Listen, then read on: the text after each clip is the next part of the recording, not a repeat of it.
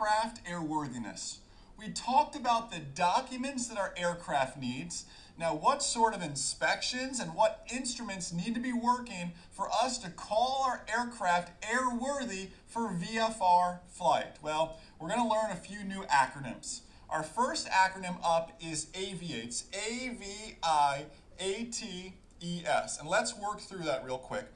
AVIATES is our required inspections. The A in AVIATES is for our ADs. ADs stand for Airworthiness Directives. Think of ADs like a recall on something, some sort of consumer product you would get a recall on, or maybe you got a recall on a vehicle you purchased. An AD for an aircraft is very similar. In fact, my 1972 aircraft still gets ADs issued to it. And an AD, for example, would be, hey, we've noticed a lot of seat backs sliding back on takeoff. You need to now have your seat rails inspected every 1,000 hours. That's an AD. An AD can also ground an aircraft. Hey, if you have this serial number to this serial number, there's a catastrophic event that could happen with your engine. Your airplane is now grounded until you take action on this AD and get this part certified. It's like a recall. ADs, airworthiness directives. When buying an airplane too, a little bit off topic, know what ADs apply to that particular aircraft, that make, that model, that serial number range as well. V in our AVIATES acronym is our VOR. This is IFR only, but I want you to understand, because I imagine you're an aspiring instrument pilot here one day, your VOR needs to be inspected every 30 days. It needs to be checked to see how accurate that VOR is every 30 days. The I in AVIATES is our inspections. What inspections do we need to have? Well, every aircraft has to have an annual inspection. It's 12 calendar months. So if you're a savvy aircraft owner, you get it done at the beginning of that month to get that entire time all the way back around. Calendar months. It's due again at the end of the month. So on the 31st or the 30th of the month is when that annual is due. Now there's also a 100-hour inspection, and the scope of work between an annual and a 100-hour is very similar. A 100-hour inspection is for aircraft that are flown for hire only. So is your aircraft flown for hire? Well, if you're renting from a flight school, your aircraft sure is flown for hire. Make sure your flight school is conducting a 100-hour inspection. If you own your airplane and you're doing flight training, it's not being flown for hire. You own the airplane. You're learning to fly it. Well, you don't need a 100-hour. You just need an annual in that case. Annual 100-hour inspection are 2 inspections. A is our altimeter. Our altimeter has to be inspected every 24 calendar months. Remember, we said a calendar month is all the way to the end of that month. No specific date, with the exception of the end of that month.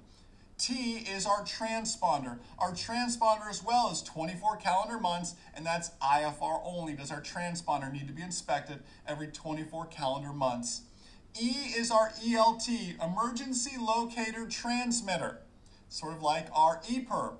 That has to be inspected every 12 calendar months. ELTs, I have mine timed where my ELT inspection falls the same month my annual inspection falls. That way it makes it real easy. When they're in there doing the annual, they also just check and inspect the ELT. And the S in our AVIATES Required Inspections acronym is our static system, including the altimeter again, as well as that entire pitot-static system needs to be checked. That's IFR only, but it's every 24 calendar month. That's only if you want to fly as an IFR pilot. Again, I'm assuming you are an aspiring instrument pilot one day.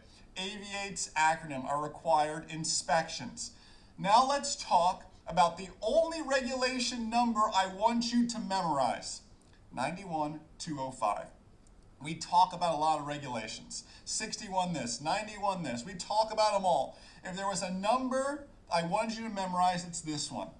91205, which is our required VFR instrumentation. 91205. And of course, we have a new acronym. It's a little bit silly, but it's the one kind of everybody uses, and it's going to really help you remember this. 91205, your acronym is A Tomato Flames. I know it sounds silly. A Tomato Flames is your acronym, and we're going to work through that acronym together. 91205, required VFR instruments. A Tomato Flames is the acronym. The A is for our altimeter. These are things that need to be working for me to go on this VFR flight legally. This is the minimum things that I would need in my aircraft to go fly. Altimeter. The T is our tachometer, your RPMs. The O is our oil pressure gauge. The M is our manifold pressure gauge. Let's stop there for a second. Right now you're probably thinking, Jason, I've done a few lessons already maybe, or I've been out to the airplane.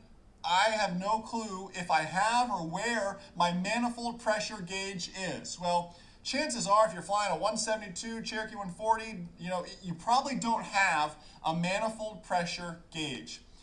If this is not applicable to you, then throw it out. It doesn't matter. There's going to be a few on here that you'll see that, oh, I don't have that in my airplane, so it doesn't apply to me. So if you don't have a manifold pressure gauge, you're not flying around illegally, don't worry. You don't have one, it doesn't apply to you. 91205, it specifically says manifold pressure gauge if applicable to that aircraft.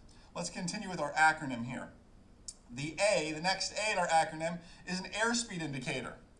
T is a temperature gauge. This is a temperature gauge for each liquid-cooled engine. To follow up with the next one is our oil temperature gauge. We're talking about a temperature gauge for each liquid-cooled engine, and then we're talking about an oil temperature gauge. Two different things to know there. Let's move to the next part of the acronym, the flames part. F is for our fuel gauge. Now, interesting fact, you don't need to know this for your check ride, but I find this kind of chilling in a way. Your fuel gauges only have to legally read correct when the tanks are full and when the tanks are empty. Everything in between doesn't matter. The FAA says as long as they're full and they show full, when they're empty, they show empty, they're legal. So a lot of these old airplanes you'll see, the fuel gauges really just don't work all that well. That's why I time every flight. I don't trust fuel gauges one bit. L is our landing gear position indicator. This is another one you're saying, Jason, my gear is down and welded. It's not going anywhere. I don't have a landing gear position indicator. Okay, it's not applicable to you. So throw that one out. A is our anti-collision lights. M is our magnetic compass. E is our ELT, emergency locator transmitter. And S are our seat belts. 91205. This is VFR Day, A Tomato Flames. I need these things, if they're applicable to me, to have a legal flight VFR Day according to the regulations. I promise you, I know this acronym is long, I promise you, you will be asked this on your check ride. And they might even be as blunt as, tell me about 91205, and expect you to know what 91205 is. This slide is so important. Write it down a few times to help commit it to memory. Take a picture, take a screenshot. This slide is so important to you moving forward, even beyond the check ride, but certainly for that check ride. Let's talk now about VFR at night. We add the acronym FLAPS. So VFR night is A Tomato Flames plus FLAPS. I need everything from A Tomato Flames plus these few things, the FLAPS acronym, to be legal for VFR flight at night. The F is fuses. Your aircraft might have all circuit breakers. Fuses may not apply to you. A landing light. A landing light, by the way, is for hire only. Technically, you don't even need that landing light unless you're flying for hire. A is our anti-collision lights. You might say, Jason, I just saw anti-collision lights on the other slide, and now I see them again on this slide. So how the anti-collision lights work is it's all based on date of manufacture. The date for VFR Day and the date for VFR Night are different depending on when your aircraft was manufactured. Regardless, I'm the kind of guy who flies my lights on all the time anyway, so I want everything working. But the date is the difference between day and night with our anti-collision lights. P is our position lights, that rear position light that you see up on your tail. And S is a source of power. They leave this very vague. Source of power is as simple as just having a flashlight, our source of power. A Tomato Flames plus FLAPS is our VFR day and night requirements. A Tomato Flames for the day, A Tomato Flames plus FLAPS for our night, 91,205. Do me a favor, watch this lesson again, take a ton of notes. This is seriously 15-20% of your check ride will be spent on this video that I'm delivering to you right now. Make sure you fully understand this and memorize this sort of stuff, and I'll see you guys in the next lesson.